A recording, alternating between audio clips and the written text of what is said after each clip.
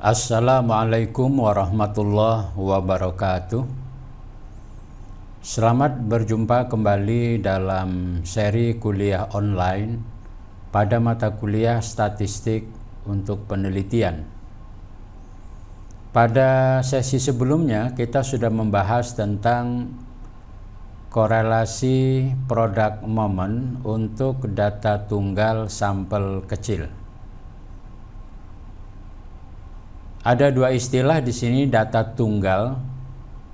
Data tunggal berarti setiap responden hanya memiliki satu unit nilai atau satu unit skor. Misalnya Ahmad dapat 70, Badu dapat 75, Cici dapat 85 dan seterusnya. Kemudian yang kedua ada data interval. Data interval di mana setiap satu interval kelas itu terdiri dari beberapa unit data. Nanti dalam pembahasan selanjutnya kita akan membahas tentang bagaimana analisis korelasi data kelompok atau data interval. Pada sesi ini kita akan membahas tentang bagaimana melakukan analisis korelasi product moment data tunggal di mana sampelnya atau jumlah sampelnya lebih dari 30. Pada sesi sebelumnya kita sudah bahas tentang sampel kecil di mana jumlah responden atau jumlah sampelnya kurang dari 30. Bagaimana proses teknik analisis data tunggal sampel kecil dan sampel besar? Nanti perbedaannya terletak pada penggunaan peta korelasi. Kalau pada data tunggal sampel kecil, angka-angka langsung bisa dianalisis dengan menggunakan tabel perhitungan, kemudian selanjutnya dimasukkan ke dalam rumus-rumus standar deviasi atau menggunakan nilai murni atau nilai asli. Kemudian akan diperoleh koefisien korelasi antar variabel yang dianalisis. Namun pada korelasi product moment data tunggal dengan sampel besar di mana jumlah respondennya lebih dari 30, maka di samping rumus yang akan kita gunakan, kita juga harus menyiapkan yang namanya peta korelasi. Lalu persyaratan menggunakan korelasi product moment sama sebelumnya. Data yang akan dikorelasikan harus data interval dengan data interval dengan data rasio, atau data rasio dengan data rasio, atau data rasio dengan data interval. Persyaratan lainnya adalah data yang akan dianalisis harus memenuhi persyaratan uji normalitas, di mana hasilnya data adalah normal. Yang kedua, data yang akan dianalisis memenuhi uji analisis, yaitu uji linearitas. Dan tentunya data yang akan dikorelasikan itu mendekati unsur data yang homogen. Maka apabila persyaratan tersebut dipenuhi, bisa dilakukan dengan menggunakan analisis korelasi product moment. Kalau jumlah sampelnya kurang dari 30, gunakan analisis korelasi product moment sampel kecil. Kemudian kalau jumlah responden atau jumlah sampelnya lebih atau sama dengan 30, menggunakan teknik analisis korelasi product moment data tunggal dengan sampel besar. Kemudian rumus yang digunakan untuk menghitung koefisien korelasi produk momen data tunggal sampel besar adalah sebagai berikut, yaitu R X Y sama dengan sigma X aksen Y aksen per N kurang C X aksen kali C Y aksen per standar deviasi X aksen kali standar deviasi Y aksen. Untuk lebih memudahkan pemahaman kita tentang teknik korelasi produk momen data tunggal sampel besar, misalnya dalam suatu penelitian ingin mengetahui apakah ada korelasi positif yang signifikan antara nilai usul fikih dengan nilai fikih dari 60 orang mahasiswa Fakultas Tarbiyah dan Keguruan UIN Suskaryau, di mana nilai dari kedua variabel atau dua mata kuliah yang akan dikorelasikan adalah sebagai berikut, seperti yang bisa dilihat pada tabel 55. Nah, mengapa kita akan mengkorelasikan mata kuliah usul fikih dengan fikih? Karena dalam mempelajari ilmu fikih ada ilmu pendukung yang disebut dengan usul fikih. Artinya sebelum mempelajari fikih sebaiknya mahasiswa mempelajari usul fikih. Karena untuk memahami fikih itu sangat diperlukan ilmu usul fikih. Cuman masalahnya, apakah ada korelasi yang signifikan antara usul fikih dengan fikih? Secara teoretik memang ada korelasi. Secara teoretik ada korelasi di mana kalau nilai usul fikih baik, secara teoretik mestinya fikihnya juga baik. Karena memahami ilmu fikih itu didukung oleh pemahaman mahasiswa terhadap usul fikih. Datanya adalah sebagai berikut seperti yang bisa kita lihat. Dimulai dari Ani nilai fikihnya 3. Ana nilai usul fikihnya 6, nilai fikihnya 6 dan seterusnya. Ini tentu nilai asli. Jadi nilai yang belum ditambah dengan nilai-nilai lain. Lalu bagaimana kita akan melakukan analisis korelasi antara fikih dan usul fikih atau antara usul fikih dan fikih? Maka langkah pertama adalah mencari atau menghitung koefisien korelasi. Untuk menghitung koefisien korelasi diperlukan namanya peta korelasi. Nah, ini adalah peta korelasi untuk mencari R atau koefisien korelasi produk momen data tunggal dengan jumlah sampel besar. Nah, bagaimana cara mencarinya? Nah, inilah kira-kira hasilnya. Ya, begini hasilnya. Kemudian kita akan melakukan atau mengisi peta korelasi ini dengan data di atas. Bagaimana cara mengisinya? Cara mengisi adalah dengan membuat tally dari masing-masing data di atas. Misalnya ini kita hapus saja dulu. Bagaimana cara mengisinya? Ini adalah peta korelasi yang sudah jadi dari data di atas. Kemudian bagaimana cara mengisinya? Nah, cara mengisinya kita hapus saja dulu untuk contoh. Misalnya pada data ini kita lihat Ani nilai usul fikihnya 4, nilai fikihnya 3. Ya, lalu bagaimana cara kita mengisinya? Ani nilai usul fikih atau nilai X, kemudian fikihnya Y, kita anggap bahwa usul fikih X kemudian fikihnya Y, jadi X Y.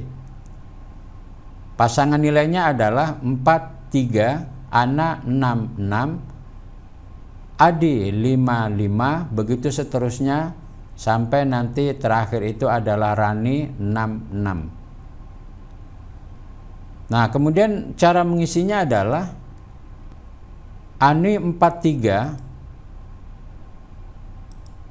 Ani 4, 3.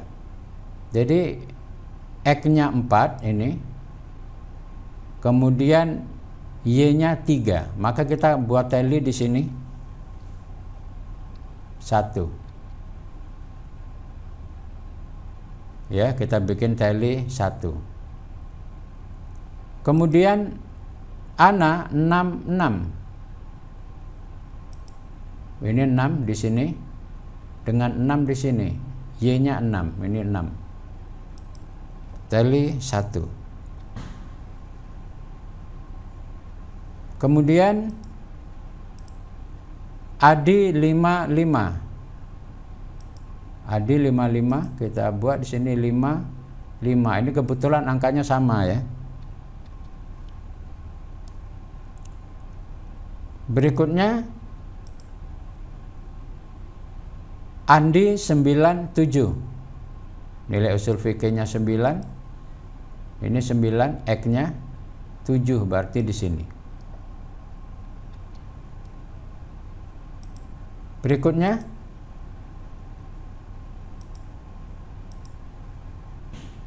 Ari 8, 7. Ari 8, 7. 8, 7 di sini. Nah, begitulah caranya semua data yang ada pada variabel X dan Y dimasukkan ke dalam peta korelasi ini sampai seluruh data itu dimasukkan dan jumlahnya adalah 60. Nanti setelah kita tally, baru kita lakukan penjumlahan hasil tally. Jadi setelah kita tally seperti ini, maka kita jumlahkan. Pasangan 8, 8 ada 4 ini. Pasangan 9 dengan 8 ada 2. Kemudian pasangan 6, 7 ada 2. Begitu seterusnya, ini 2, ini 4, kemudian ini 2, 8, 4, 6, 1, 6, 6, 8, dan seterusnya sampai seluruhnya selesai. Ini. Nah, setelah semua tally kita jumlahkan, maka akan adalah angka-angka frekuensi pada masing-masing sel. Ya, sel 88 ada 4, sel 98 ada 2, dan seterusnya. Lalu langkah selanjutnya, X-nya kita jumlahkan. Nah, di sini X-nya adalah dari sini ya. Ini ke bawah. Maka jumlah angka 4 atau yang nilai 4 di sini, 4 berarti 1 ditambah 4 ditambah 2, hasilnya 7. Jadi kita hitung jumlah X atau nilai X yang disebut dengan frekuensi X. Maka di sini di kolom, nah, di kolom Fx ini, di kolom Fx ini kalau kita lihat ya, ini, nah, kita jumlahkan. Jadi Fx nilai 4 adalah 7. Kemudian yang 5 kita jumlahkan juga. 5 berarti 4 ditambah 6 ditambah 4, jumlahnya 14. Kemudian nilai 6, 2 tambah 8 tambah 4 tambah 2, 16. Kemudian nilai 7, 2 tambah 4 tambah 5 sama dengan 11. Sampailah nanti 2 tambah 2 sama dengan 4. Setelah sel Fx atau frekuensi X ini kita isi 7, 14, 16, 11, 8, 4, lalu langkah selanjutnya adalah dijumlahkan. Ya, dijumlahkan. Maka setelah kita jumlahkan, hasilnya adalah 60. Kalau hasilnya 60 sesuai dengan jumlah sampel atau jumlah responden yang kita teliti, maka berarti frekuensinya jumlahnya benar. Tapi bagaimana kalau jumlahnya tidak benar?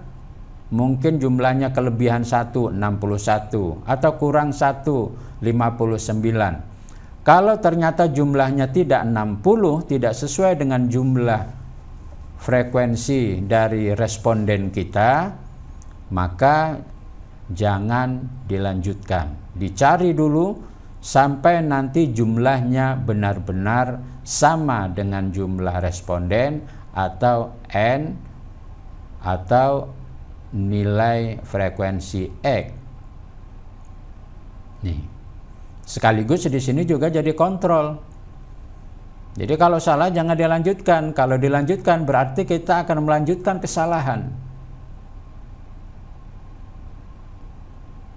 Jadi kalau salah, hitung kembali sebelum kita melakukan kesalahan pada tahap berikutnya.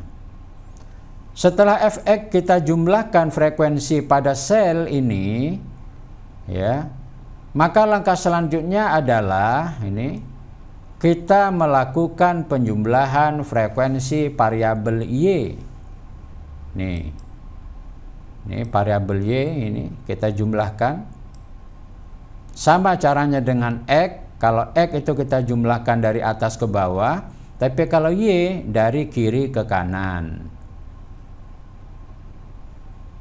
Nah, di sini kita lihat sel 88 frekuensinya ada 4, kemudian 98 ada 2. Maka frekuensi Y nilai 8 adalah 4 ditambah 2 sama dengan 6. Selanjutnya nilai 7, 2 tambah 2 tambah 4 tambah 2 sama dengan 10.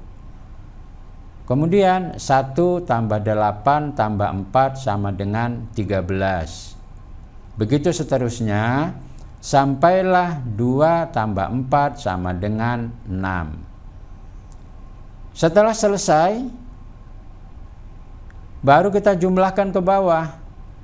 Nih, kita jumlahkan ke bawah, maka penjumlahan dari frekuensi Y 6 tambah 10 tambah 13 tambah 6, jumlahnya harus 60.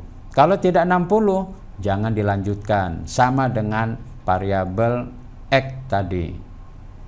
Pastikan bahwa jumlah frekuensi variabel Y adalah sama, yaitu 60. Nah, ini kontrol kedua. Kontrol pertama frekuensi X 60, kontrol kedua frekuensi Y juga harus 60. Kalau nilainya berbeda jangan dilanjutkan. Tapi kalau nilainya sudah sama, N-nya sudah sama 60, berarti penjumlahan frekuensi yang kita lakukan sudah benar. Nah, ini disebut dengan N, singkatan dari number of case atau jumlah kasus yang akan dianalisis. Nah, kemudian kolom berikutnya adalah X aksen dan Y aksen. Ya, X aksen, Y aksen. Nih. Bagaimana cara mengisi X aksen dan Y aksen? Yaitu dengan membuat terkaan. Ya, terkaan. Nilai X ini kita terka. Yang mana yang diterka? Boleh dipilih salah satu dari 4 sampai 9. Misalnya yang kita terka itu adalah 7 atau 6. Maka yang kita terka 6 itu yang sekolom, ini sekolom, kita tempatkan angka 0. Nih, X aksen 0. Kemudian ke kanan ditulis secara berurutan 1, 2, 3 bertanda positif. Kemudian ke kiri juga sama, 1, 2 bertanda negatif. Bagaimana kalau yang kita terka 7? Boleh. Ini kita terka 7 misalnya. Nih.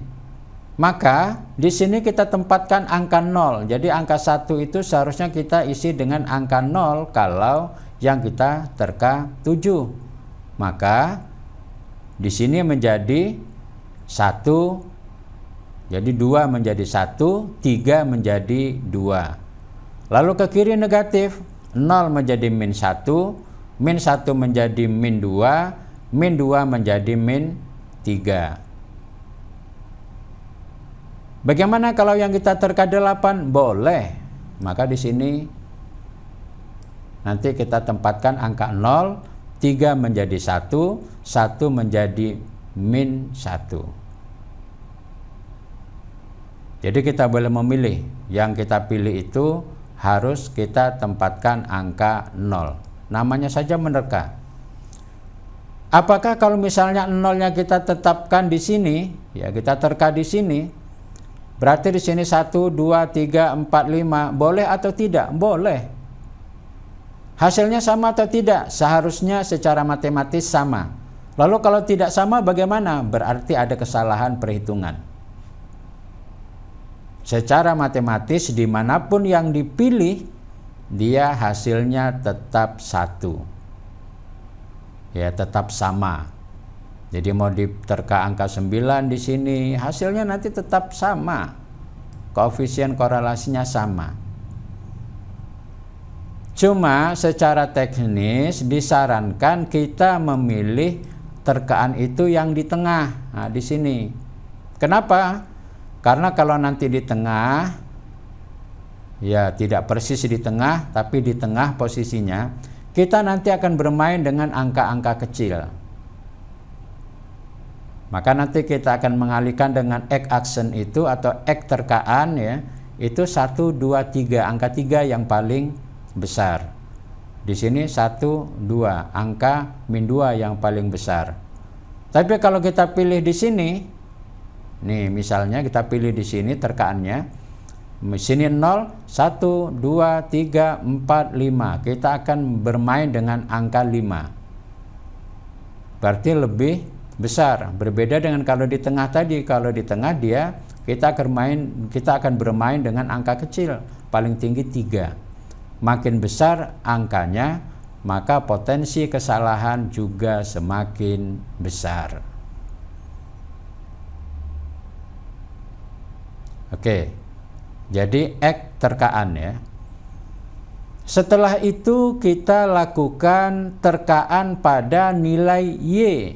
Nih, nilai Y. Ini di dalam contoh perhitungan kita memilih angka 5. Ya, angka 5 kita terka. Kemudian kita tulis 1, 2, 3 ke atas positif, 1, 2 bertanda negatif. Boleh enggak kita pilih angka 6 misalnya? Ya, angka 6 boleh. Ini di sini kita buat 0. Ya, maka di sini nanti kita bikin 0, atasnya 1, atasnya lagi 2. 0 menjadi min 1 jadi min 2 menjadi min 3. Boleh enggak di sini? Boleh, sama dengan X tadi. Maka kalau 3 yang kita jadikan angka terkaan, maka di sini kita tempatkan angka 0. Ke atas 1, 2, 3, 4, 5. Ke bawah tidak ada. Jadi kalau kita malas bermain dengan angka-angka minus, ya sudah, letakkan saja angka 0-nya itu di bawah sekali, atau kalau di sini angka 0-nya di sebelah kiri. Jadi 4 yang diterka. Sehingga kita tidak bermain dengan angka minus. Jadi statistik ini mengajarkan kita banyak cara. Ya, banyak cara, banyak jalan. Ada istilah tidak satu jalan menuju Mekah. Ya. Tidak satu jalan menuju Roma. Maka dalam statistik juga begitu banyak jalan. Cuman tentu kita diajarkan bagaimana memilih jalan yang paling efektif dan efisien. Bagaimana kita memilih jalan dengan risiko kesalahan yang paling kecil. Ini. Oke, saya kira bisa dipahami ya. Nah, karena hasil penjumlahan tidak diperlukan, maka kita tidak perlu membuat penjumlahan. Jadi biarkan saja di sini tanda strip. Ya, tanda strip seperti ini ya. Nih. Kemudian kolom berikutnya adalah Fx terkaan atau Fx aksen, yaitu F dikali X aksen atau X terkaan. F-nya berapa? 7. X terkaannya min 2. 7 kali min 2 sama dengan min 14.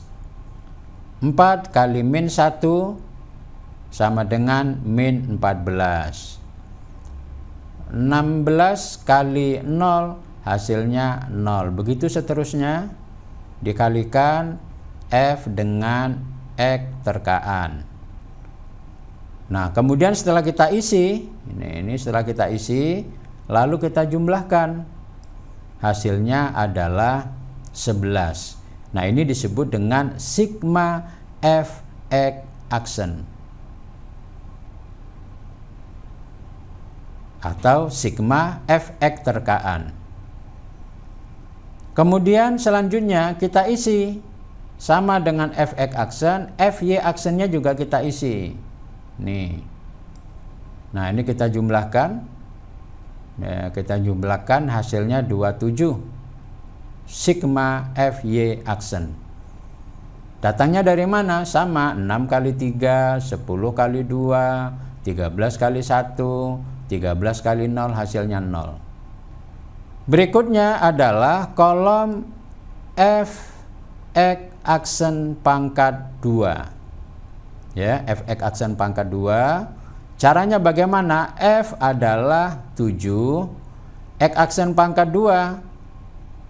Berarti X aksen dikuadratkan. Jadi min 2 kali min 2 sama dengan 4. Jadi 7 dikali 4 sama dengan 28.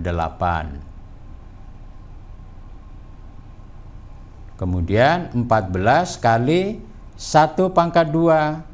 1 pangkat 2, 1 dikali 1 sama dengan 1, 14 kali 1 sama dengan 14. Begitu seterusnya, ini 0 kali 0 sama dengan 0, maka 16 dikali 0 sama dengan 0. Jadi kalau perkalian dengan angka 0 itu enak, berapapun besarnya angka, kalau dikalikan dengan 0 hasilnya 0. Nah, maka hidup ini jangan sampai merugi gara-gara dikali dengan 0.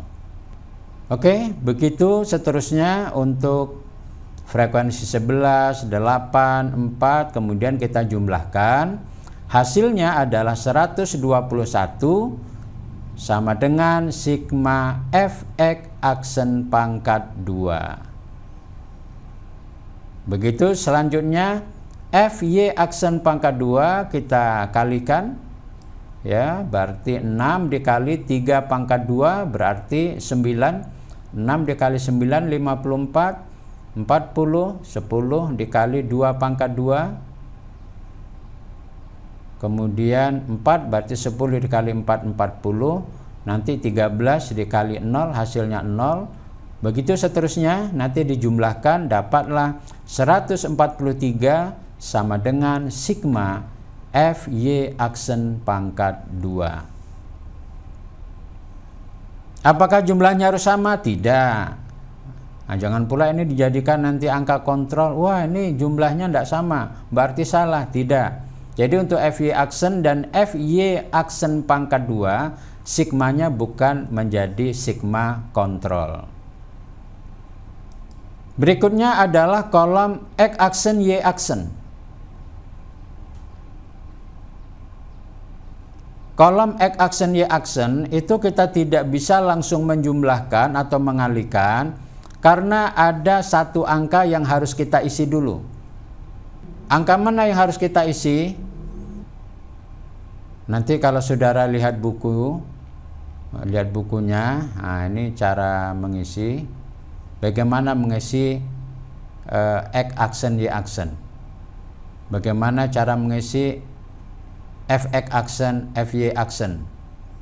Kemudian bagaimana cara mengisi Fx aksen pangkat 2 dan Fy aksen pangkat 2? Ada penjelasannya di sini.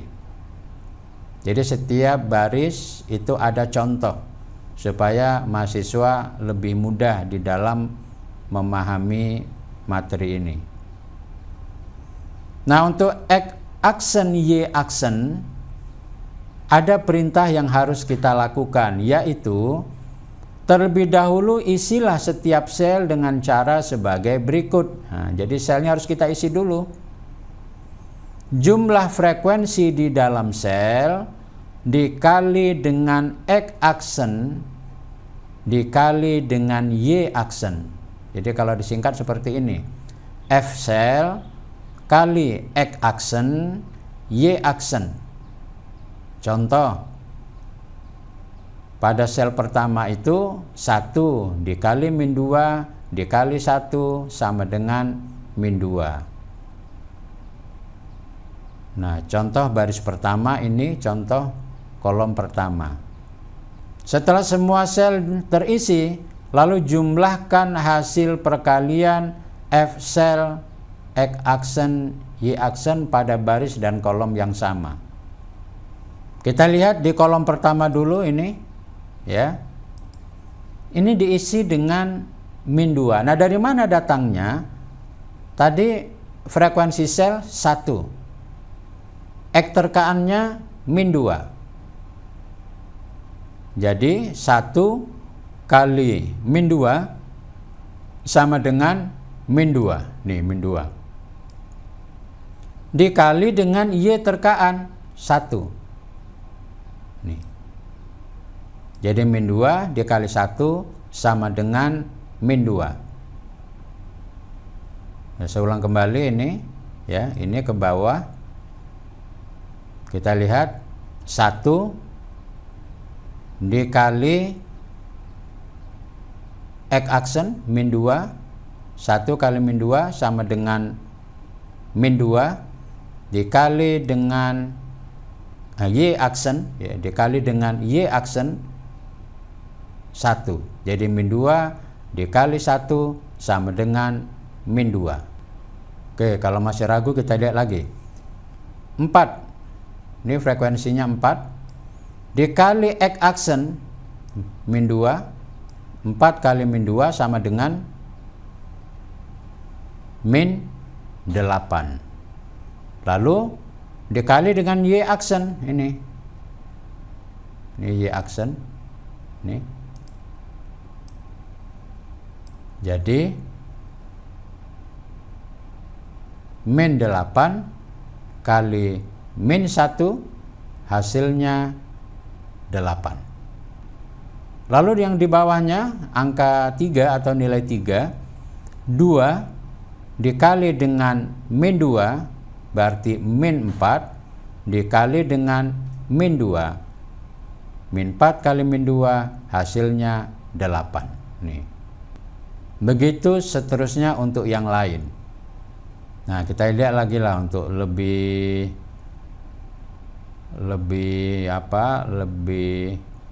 memantapkan pemahaman saudara. Nih, ini misalnya kolom atau sel ini kita lihat ya. Frekuensinya jumlahnya 4 dikali X aksennya 2 nih. Ini ya. 2. Berarti 4 kali 2 sama dengan 8. 8 kemudian dikali dengan 3. 8 dikali 3 sama dengan 24. Nah, yang enak itu kalau dia 0. Nih, kalau 0 maka hasilnya tak perlu dihitung.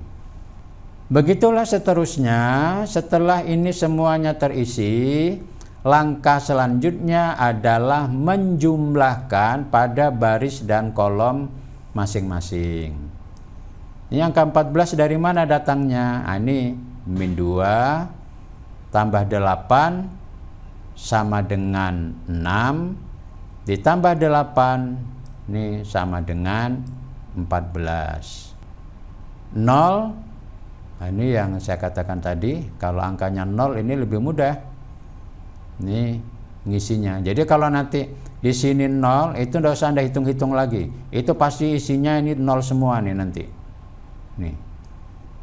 Baik ke samping, baris atau kolom. Ini ke bawah juga pasti 0 nanti ini. Kalau sudah 0 kayak begini, itu 0 semua nanti ini. Jadi jangan dihitung pakai kalkulator. 4 dikali 0 dikali 3. Nah, itu kelamaan. Jadi kalau sudah 0, pasti dia hasilnya 0. Jadi langsung saja diisi nanti. 0, 0, 0, 0, 0, ini 0, 0, 0, 0, 0 gitu. Maka di sini penjumlahannya juga 0. Ini sampai mari 0. Kemudian nanti ini juga diisi 4 ditambah 4 ditambah 0 sama dengan 8. Kemudian 18 tambah 12 hasilnya 30. Selesai, kita isi yang kolom Y.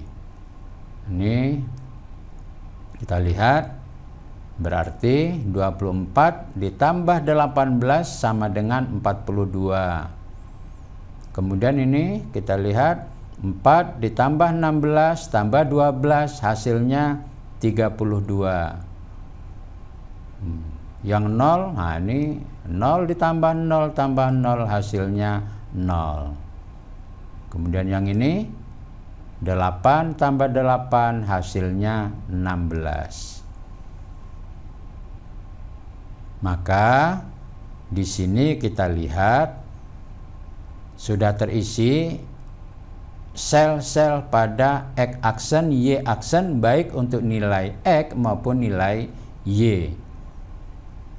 Kemudian kita jumlahkan. Nah, ini kita jumlahkan. Hasilnya 106.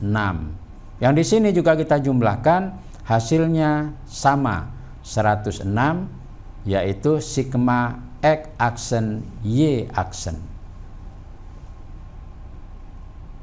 Nah, ini kontrol ketiga. Tadi kontrol pertama di angka 60, kemudian kontrol kedua kita lihat masih di angka 60 pada penjumlahan nilai Y. Pertama nilai X, kedua nilai Y. Yang ketiga adalah penjumlahan nilai X aksen, Y aksen pada kolom X maupun kolom Y. Bagaimana kalau jumlahnya tidak sama? Maka kalau jumlahnya tidak sama jangan dilanjutkan. Berarti di situ ada kesalahan. Namanya saja sama, sigma X aksen, Y aksen. Di sini juga sigma X aksen, Y aksen. Masa jumlahnya berbeda? nanti kan jadinya sigma X aksen Y aksen itu ada 2 nilai. Maka itu tidak boleh dan itu tidak mungkin. Kalau namanya sudah sigma X aksen Y aksen dari data yang sama, pasti jumlahnya sama. Bagaimana kalau ternyata tidak sama? Pastikan menjumlahkan ke bawah betul atau menjumlahkan ke samping betul. Kalau ternyata betul, sudah benar berkali-kali dihitung masih jumlahnya tidak sama, coba cek kembali pengisian di F X aksen Y aksen. Jangan-jangan di situ ada kesalahan. Di sini juga dicek lagi. Pasti ada kesalahan dalam melakukan perhitungan. Nah, kita sering kalau dalam statistik ini yang paling sering konsep kali sama jumlah seharusnya berbeda tapi dibikin sama. Nah, misalnya ya, ini 1 dikali 13 sama dengan 14. Maksudnya mengali tapi ternyata menjumlahkan. Maka hati-hati. Jadi setelah peta korelasi itu dibuat, jadi dari peta korelasi di atas nanti dibikin resumenya. Nah, ini dicatat N-nya 60, sigma Fx aksen 11, sigma Fy aksen 27 sampai sigma X aksen Y aksen ditulis 106. Maka selesailah sudah langkah pertama membuat peta korelasi. Langkah kedua adalah mencari nilai Cx dan Cy dengan rumus sebagai berikut. Ini rumusnya. Tinggal masukkan saja sigma Fx aksen 11. Ini dia ya. Kemudian N-nya 60, ini dia. Masukkan. Lalu dibagi. Setelah dibagi dapatlah 0,183. Cy-nya 27. Ini sigma Fy aksen 27 bagi 60. Hasilnya 0,45. Kemudian langkah ketiga adalah menghitung standar deviasi. Nih, menghitung standar deviasi. Ini rumusnya. Menghitung standar deviasi. Nih, tinggal masukkan saja angka-angkanya. Ini tadi kan. I interval. Nah, ini nanti bedanya kalau dia data kelompok atau data interval kelas, maka nanti interval ini diisi dengan berapa intervalnya. Mungkin 3, mungkin 5, mungkin 7. Karena di sini data tunggal, intervalnya 1. I-nya sama dengan 1.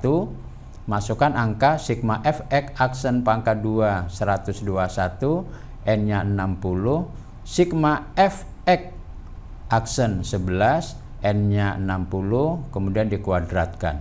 Maka dapatlah standar deviasi X 1,4, kemudian standar deviasi Y 1,477.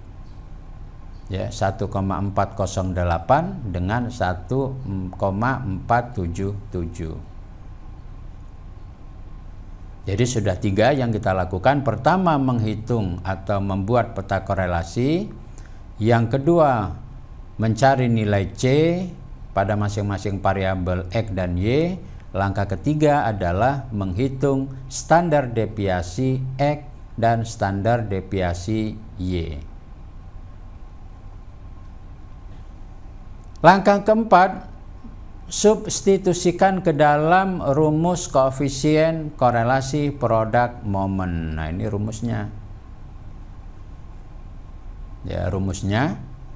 Nah, ini sigma X aksen Y aksen per N kurang dalam kurung Cx aksen kali dalam kurung Cy aksen per standar deviasi X aksen dan SD Y aksen. Tinggal masukkan angka-angkanya.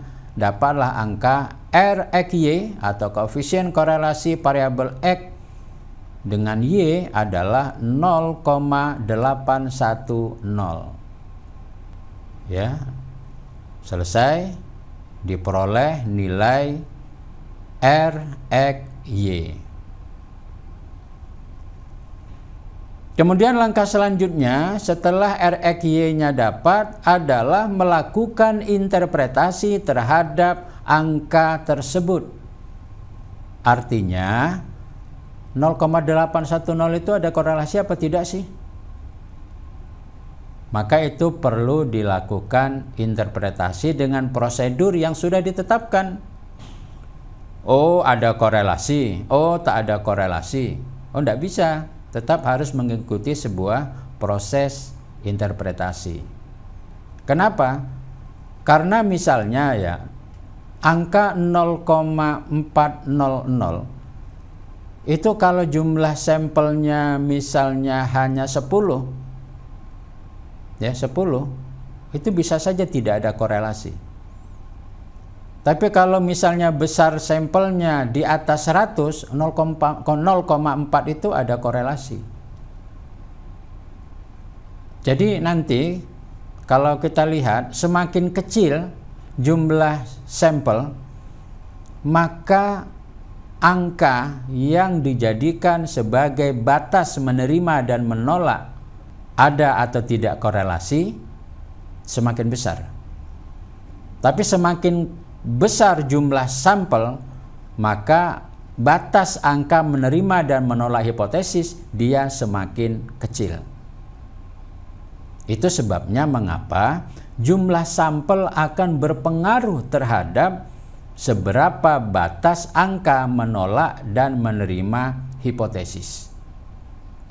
Dan yang kedua, itu sebabnya mengapa menafsirkan sebuah koefisien korelasi tidak bisa menggunakan tabel baku yang sudah kita bahas pada pertemuan yang lalu. Ini kalau kita lihat, ini tidak bisa dipakai karena jumlah atau besarnya koefisien korelasi itu tidak bisa tetap. Dia akan sangat ditentukan oleh besarnya sampel atau number of case yang akan kita analisis. Itu sebabnya cara menginterpretasikan cara seperti ini itu tidak dipakai lagi. Jadi kalau tadi dikatakan 0,8, di sini jelas ini korelasinya kuat atau tinggi. Nih. Tapi kalau kita menggunakan interpretasi dengan cara menggunakan tabel R signifikansi ya, atau tabel nilai R product moment, nah itu nanti dia akan berbeda. Bagaimana cara menginterpretasi? Yang pertama adalah merumuskan hipotesis. Ini kemarin sudah kita bahas. Hipotesis, hipo artinya bahwa, tesis artinya kebenaran. Maka hipotesis kebenaran yang levelnya masih di bawah. Maka langkah kita adalah bagaimana dari hipotesis itu menjadi tesis. Maka kita lakukan uji hipotesis. Ada dua hipotesis yang kita kenal, ada hipotesa alternatif dan ada hipotesa nihil. HA dan H0. Bukan dibaca HO ya. Ini ada juga kadang kesalahan, H0 dibaca dengan HO. O memang bulat, 0 memang bulat. Tapi tidak semua yang bulat itu 0. Tidak semua yang bulat itu O. Jadi bulat itu bisa H0, bisa HO. Tapi H0 yang kita maksudkan di sini adalah hipotesa nihil. Nihil artinya tidak ada. Berarti kalau H0 tidak ada korelasi, kalau A ada korelasi. Jadi ingat saja, HA berarti ada korelasi positif yang signifikan. Ya, kenapa positif? Secara teoritik ya, makin baik nilai usul fikihnya, maka makin baik nilai fikihnya. Makin jelek nilai usul fikihnya, maka semakin jelek pula nilai fikihnya. Kenapa? Secara teoritik ada hubungan yang signifikan. Oleh karena itu, HA adalah ada korelasi positif yang signifikan antara nilai usul fikih dengan nilai fikih pada mahasiswa Fakultas Tarbiyah dan Keguruan UIN Suska Riau. Kemudian yang kedua, H0-nya tidak ada korelasi. Nah, hasilnya nanti menolak HA atau menolak H0, menerima HA atau menerima H0. Kalau dia menerima HA, H0 ditolak. Kalau menerima H0, HA ditolak. Tak boleh dua-duanya diterima, karena itu tidak mungkin. Setelah kita menetapkan hipotesa, langkah selanjutnya adalah menghitung DF, degrees of freedom. Rumusnya N kurang NR. N adalah jumlah sampel, jumlah kasus, number of case. NR adalah jumlah variabel. Jumlah variabelnya ada berapa? Ada 2. Apa saja? Usul fikih dan nilai fikih. Ya, ada 2. Maka langkah selanjutnya adalah menghitung DF sama dengan 60 dikurang 2 sama dengan 58. Setelah diperoleh DF 58, langkah selanjutnya adalah berkonsultasi pada tabel nilai R product moment. Silakan dilihat pada lampiran 1. Ya, pada lampiran 1. Nah, di situ nanti kita lihat DF 58. Kita coba, ini adalah lampiran 1.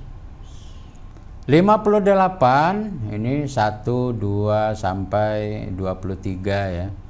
Kemudian 24. Nah, ini kita tampilkan. Ini kita tampilkan utuh ya. Kita lihat di sini. 58 24 25 sampai di sini ternyata 58 tidak ada, karena setelah 50 langsung 60. Lalu yang mana yang kita pakai, 50 atau 60? Yang kita pakai tentu yang mendekati angka 58. Berapa? Tentu 60. Kalau 50 kejauhan, selisihnya 8. Kalau 60 selisihnya cuma 2. Maka yang paling mendekati tentu angka 60. Nah, maka nanti dari sini bisa kita lihat. Nah, kalau kita menggunakan DF sama dengan 60, menggunakan signifikansi 5%, 0,250. Tapi kalau kita menggunakan 1%, 0,325. Saya kira masih ingat pembahasan kita pada video sebelumnya, bahwa signifikansi 5% itu artinya adalah tingkat kesalahannya 5% dan tingkat kebenarannya 95%. Kalau kita gunakan yang 1%, maka kesalahannya 1%, tingkat kebenarannya 99%. Nah, kita lihat di sini angkanya. Ini adalah angka batas menerima dan menolak hipotesis. 0,25, tapi kalau kita gunakan 1% dia lebih tinggi. Oh, tidak bisa angka 25 kalau kesalahannya mau kecil katanya. Ini kalau 0,25 yang dipakai kesalahannya besar, ini 5%. Tapi kalau mau kesalahannya lebih kecil, ya di atas itu 0,325. Apa pertimbangan kita menetapkan 5% atau 1%? Pertimbangannya adalah faktor resiko. Jadi kalau resiko hasil penelitian besar, gunakan 1%. Tapi kalau resiko penelitiannya kecil, boleh digunakan 5%. Untuk penelitian sosial, pendidikan itu boleh 5%. Karena risikonya tidak sebesar kalau penelitian kedokteran, medis yang menyangkut nyawa manusia. Maka eksperimen-eksperimen yang menyangkut nyawa manusia, keselamatan manusia, maka penelitian itu harus menggunakan signifikansi 5%. Langkah selanjutnya setelah kita memperoleh nilai R product moment adalah membandingkan. Nih, membandingkan antara R observasi atau R hitung dengan R tabel. Ya. Ini bukan dibaca 0 ya. R nihil dengan R tabel, bukan. Ini ini maksudnya adalah observasi. Observasi itu maksudnya dari hasil perhitungan. Ada juga yang menulis ini nanti R hit atau RH. Boleh. Kalau menggunakan RH dengan RT boleh. R hit dengan RT boleh. Jadi yang penting kita membandingkan antara R hitung dengan R tabel. R tabel yang mana? Yang ini R tabel nih. Nah, dari hasil perhitungan telah diketahui bahwa RXY-nya 0,810. Ini berarti RXY atau RO atau RH lebih besar dari R tabel, baik pada signifikan 1% maupun taraf signifikan 5%. 1% 0,325, 5% 0,250. Dengan demikian, hipotesa alternatif diterima, yang berarti ada korelasi positif. Kenapa positif? Tandanya positif 0,810. Tapi kalau misalnya ini ditambah dengan angka minus, jadinya dia korelasi negatif. Nah, di analisis kita tadi RXY-nya adalah positif. Maka dengan demikian korelasinya positif signifikan. Kenapa signifikan? Karena jauh di atas R product moment. Maksudnya R hitung 0,810 jauh di atas tabel nilai R product moment, baik taraf signifikan 5% maupun 1%. Nah, jadi membandingkan itu hanya ingin mengambil sebuah keputusan bahwa yang diterima adalah HA, yang ditolak adalah H0. Atau mungkin hasilnya bisa sebaliknya, yang diterima adalah H0, yang ditolak adalah HA. Di sini bisa kita lihat koefisien korelasinya positif, berarti korelasinya positif, kemudian signifikan korelasinya, ya, korelasinya signifikan karena R hitungnya jauh di atas tabel nilai R product moment. Lalu bagaimana memahami dari hasil penelitian ini? Nih kesimpulannya. Terdapat korelasi positif yang signifikan antara nilai usul fikih dengan nilai fikih pada mahasiswa Fakultas Tarbiyah dan Keguruan UIN Suskaryau. Yang kedua, tinggi rendahnya nilai fikih mempunyai hubungan dengan nilai usul fikih. Ini karena korelasinya positif. Korelasinya searah. Maka kesimpulan kedua ini, bila tinggi nilai usul fikihnya, maka tinggi pula nilai fikihnya. Begitu juga sebaliknya, bila rendah nilai usul fikihnya, maka rendah pula nilai fikih mahasiswa Fakultas Tarbiyah dan Keguruan UIN Suskaryau. Apa rekomendasinya? Kalau kita mau buat rekomendasinya, kepada mahasiswa yang akan mengambil mata kuliah fikih, sebaiknya lulus atau memiliki nilai usul fikih yang baik. Jadi rekomendasi ini nanti bisa disampaikan kepada prodi, penyusun kurikulum. Ternyata ada hubungan yang signifikan antara nilai usul fikih dengan nilai fikih.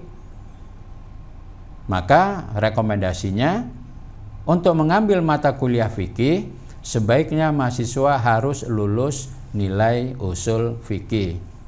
Kalau perlu dibikin ketentuan harus lulus mata kuliah usul fikih dengan nilai minimal 6 atau dengan nilai minimal 70.